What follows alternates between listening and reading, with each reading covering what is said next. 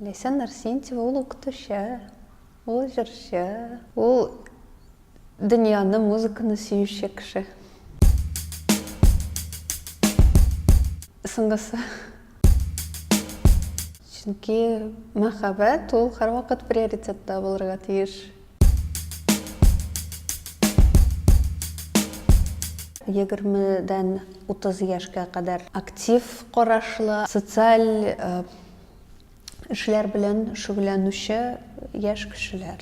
Безнең республикада, мәсәлән, без 20 кеше собеседование үтәргә кирәк, һәм анда аерым бер критерийлар бар, һәм әлбәттә зур теләк булырга тиеш. Бельгия патшасы белән аралашырга туры килде. Белмим, ничектер ул килеп чыкты. Менә мин зур залга кергәч, минем янга шейперларның җитәкчесе килде һәм Лейсан, менә монда уртада беренче рәттә утыра аласыңмы дип әйтте. Мин әйтәм, мин утыра алам, әлбәттә. Моңарчы бу урында Элтон Джон утырды, Леонардо Ди Каприо, быел ул килмәде, башка елларда. Патшалар, анда президентлар, форумга нигез салучы Клаус Шваб, ул әлбәттә шушы урыннарда утыра. Мине менә шул патша янына утырттылар. Мин әлбәттә беренче ярты сәгать күрмәдем кем икәнен. Аның ул хатыны белән утырды. Алар белән аралаштым. Әлбәттә аларның бейджикларына карарга бик уңайсызландым. Алар патша бикә белән минем якка менә шулай борылып, минем белән сөйләштеләр. Һәм аннары инде әлбәттә мин күрдем бейджиктан ул Бельгия патшасы икәнен. Шушы очрашудан соң мин аларның гаиләләренең тарихлары белән дә күбрәк таныша башладым. Чыннан да аларның тарихлары да бик кызык. Форумда бик күп кызыклы очрашулар булды. Билл Гейтс белән очрашуда булдым. Без аның белән очраштык, ләкин ул ябык форматта үтте. Төшергә ярамый иде. Безнең бер генә фото бар, менә бергә шейперлар һәм Билл Гейтс белән 3 кешегә, анда әле 4 кешегә менә безгә мөмкинлек бирделәр сорау бирергә.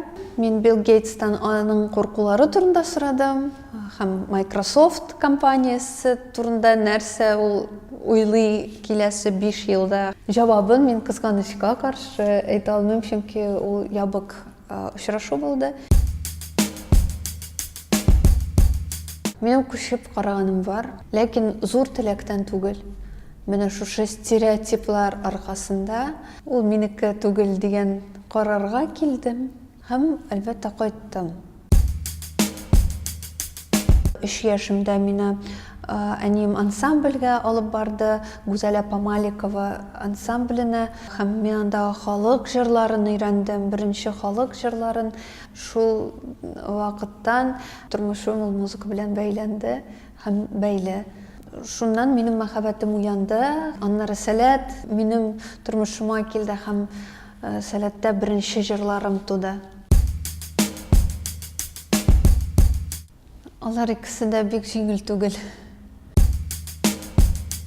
Минемчә, Бекафест башка конкурслар бик нык аерылып торган фестиваль.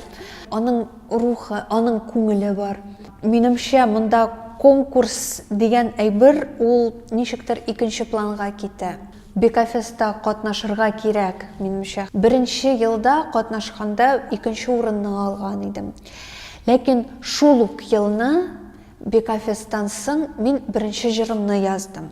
Зәңкәр күңел түреләрендә аппак бер хис синең барлык, табышканнар ике бер зат, якынлыкта мәңге калып.